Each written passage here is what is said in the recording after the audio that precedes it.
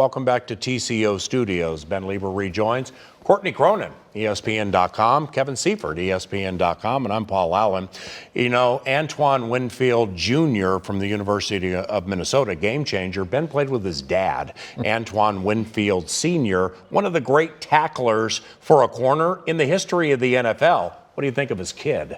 I think his kid's really good, too. You know, his dad was all instincts, and I think his son is all instincts, too. You can see it in some of his big play moments. He's coming off of his coverage, and he's doing things that maybe aren't supposed to be done on paper. He's just being a football player, and that's the thing. It comes, you talk to him, and he's like, hey, I watched film with my dad when I was a kid. He knows football. He understands football, and he knows that, yeah, you got to do your job, but you also have to be free and play the game, and that's what his dad did.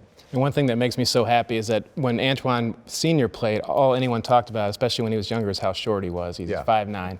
I think his son is about the same height, and I don't think in the combine or anything, any draft analysis we've heard so far, that's even a topic of discussion. I know they don't play exactly the same spots, but I love to see that evolution of analysis that his height is not going to hold him back in terms of draft. Yeah, and you know, Courtney, you and Kevin are not only all about the draft, but free agency, the whole news thing. I mean, there could be a definite need for a safety here with the Vikings. Absolutely, and then you'd be using a high draft pick on potentially Antoine Winfield Jr. And I think what I really liked what Mike Zimmer said last week in addressing whether you're going to have to replace Anthony Harris or not is the player who's playing back there opposite Harrison Smith has to have some, quote, smarts. And that's just because of what you're asking that player to do. They have to play so many positions, and I really thought it was interesting at the Combine during his interview session, Antoine Winfield Jr. said that he likens his game a lot to Tyrann Mathieu, and that's somebody that you know in the secondary, anywhere you line him up, any spot, he can play it. And while Winfield did say he'd rather play he's more comfortable at free safety. He can move around. I mean, they did it with him in Minnesota, at the University of Minnesota. I could probably see that here, too. Well, with the Vikings in the safety spot, you guys know more about it than me. Is there a true strong and or free? I mean, Harrison has free reign to be strong and kind of do both, you know? Yeah, I think so. I think that it's kind of an interchangeable thing where you have guys moving up into the slot, playing as a hybrid linebacker, playing as a deep safety. If you can do all those things, you're very valuable. Now, as the family affair goes, former Vikings wide receiver Jake Reed has a son heading into the National Football League draft. Speaking of safeties, this is a good one. He's J.R. Reed. Yeah, I like J.R. Reed. You know, I don't think a lot of people are talking about him as much from that safety position, probably because he's not a true first-round talent. But this is a 3-year starter at Georgia. He was an AP All-American. Didn't run a blazing 40. He's like more in the mid 4.5 range.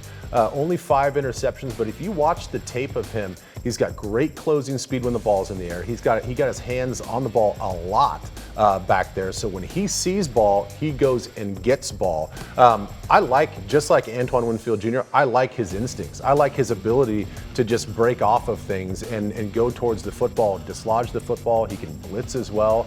He's one of those complete safeties that, you know, sneakily we may get later in the rounds. Now, the Minnesota Vikings are heading into the draft with the 25th overall pick in the draft. As you see, some of the pertinence involving that safety J.R. Reed from Georgia. Here is what the Vikings draft pick situation looks like heading into the Las Vegas draft. And we are going to deep dive what's coming up for the Vikings from a positional standpoint at 25, but taking a look at their picks overall. Here's what it looks like, and you'll notice that there is no 5th-round pick.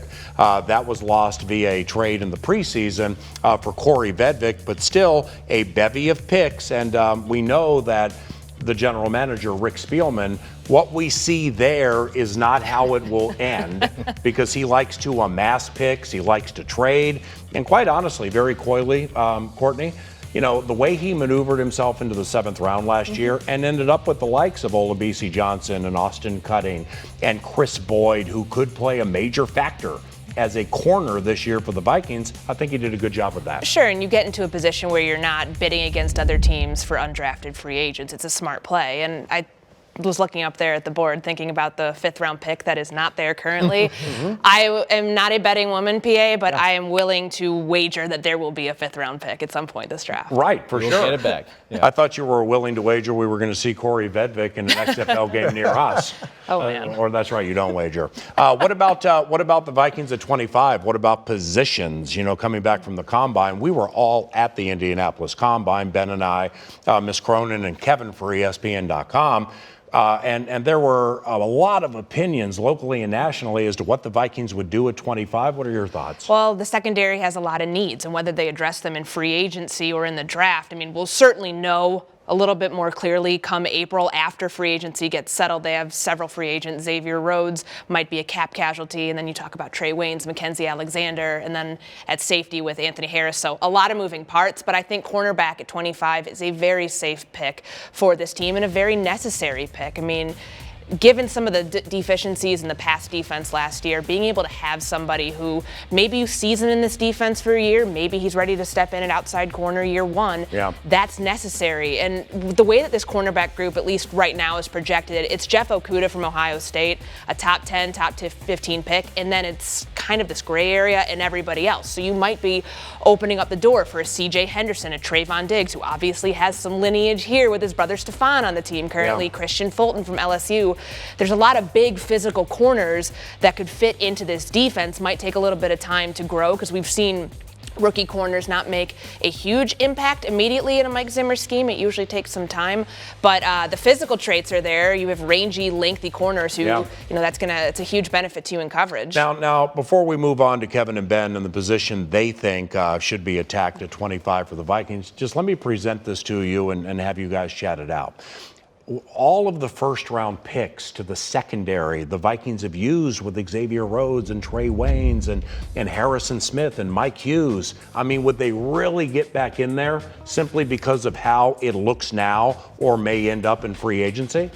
I mean, you have to look at why they did that, and that's because in the Mike Zimmer defense, those are really important positions. You know, different teams are different, look at things different ways, but it wasn't just because they were the best player on the board at that time. It's because Mike Zimmer really needs strong corners in his defense, and obviously, I think the Harrison Smith thing spoke for itself, but especially at corner, I think there's a reason they did that, and that's why the history to me suggests that that's certainly something they'll be looking at pretty strong. Okay, so cornerback at 25 for you, that's a prediction you would make now? I think so. But it also, that bottom of the draft is very fertile for trading down and out and getting that 5th round pick back, if nothing else. But that's something to keep an eye on. He's done. Rick Spielman has done that as well. Ben?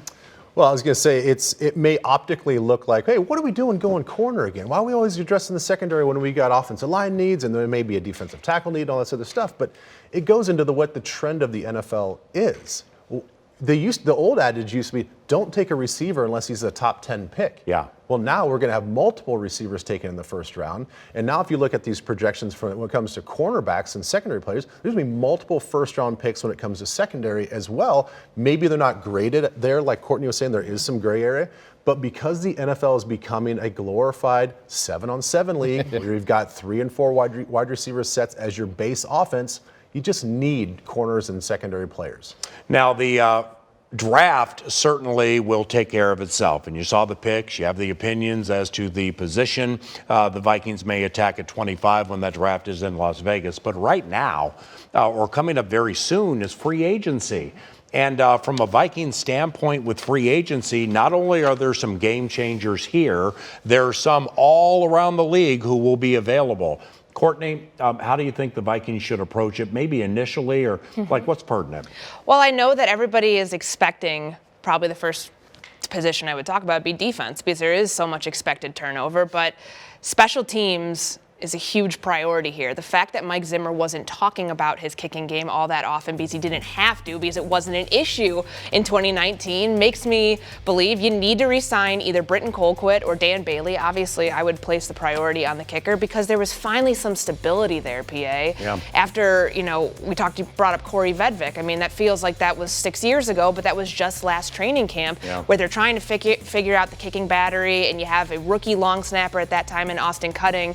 To be be able to maintain that type of consistency where you have Dan Bailey becoming the NFC Special Teams Player 3 times last season, that's important. So I would place my priority there in re-signing the kicker. I'm still trying to get that weird Buffalo preseason game out of my mind where the whole thing was settled. Bailey, by the way, finished the season making 22 consecutive. Free agency, Kevin Seifert. Obviously, the salary cap will be an issue when you go out to try to sign guys from outside of the team. But I really think offensive line is a place that they need to do some work, whether it's in the draft or free agency, in both.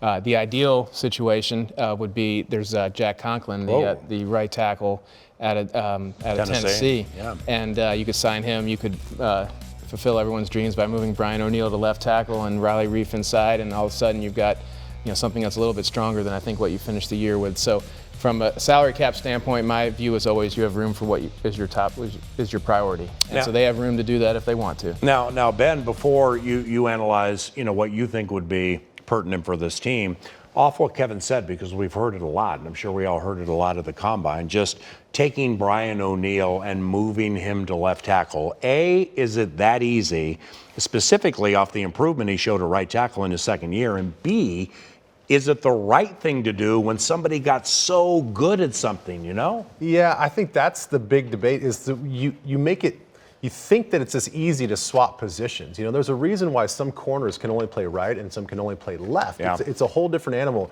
Your footwork's completely the opposite.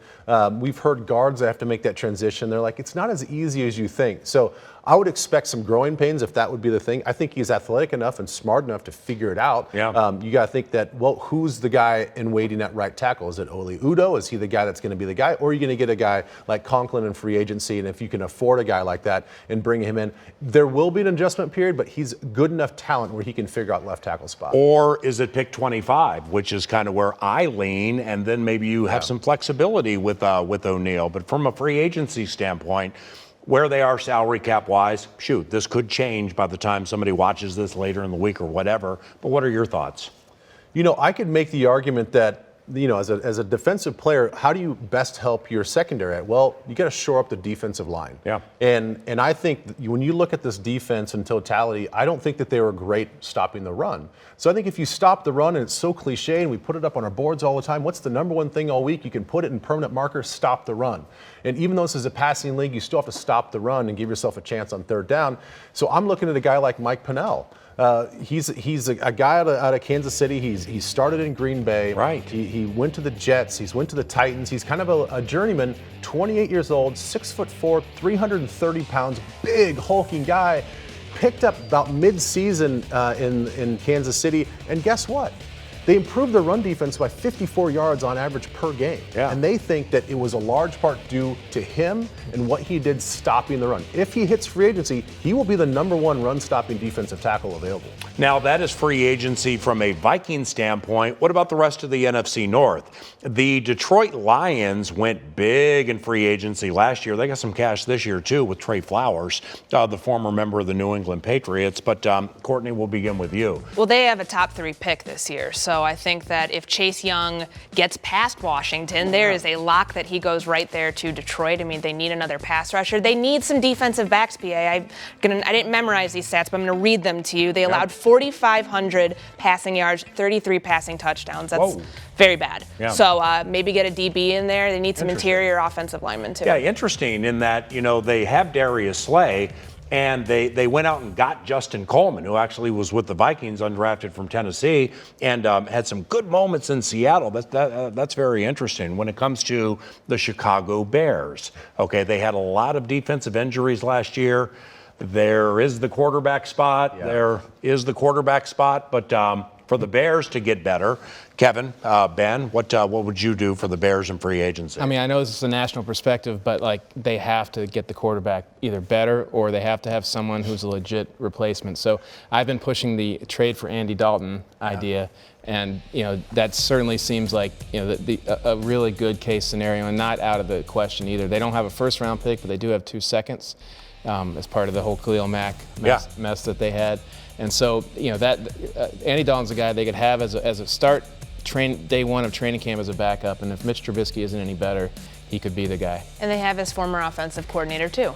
That helps. That's right. Yeah. And you could look at a guy like Marcus Mariota, or, everybody loves the guy around here, Teddy Bridgewater. If you're really going to make a move and you want to make a big splashy move, get a guy that's mobile, that fits that sort of offense to get the ball out of his hands pretty quickly, in which Trubisky can do that. He just can't do it accurately, consistently. Okay. So maybe even a guy like Teddy. Okay. Now in closing on that briefly, they would have to recognize pride goes before the fall, because, with what they gave up to move up that one spot to get Mitch Trubisky, like Kevin said. Pass on Mahomes, pass on Deshaun Watson. Right, and like Kevin said, that Khalil Mack fiasco, I'd like to be part of that fiasco to get Mack. I just don't want to give up that much.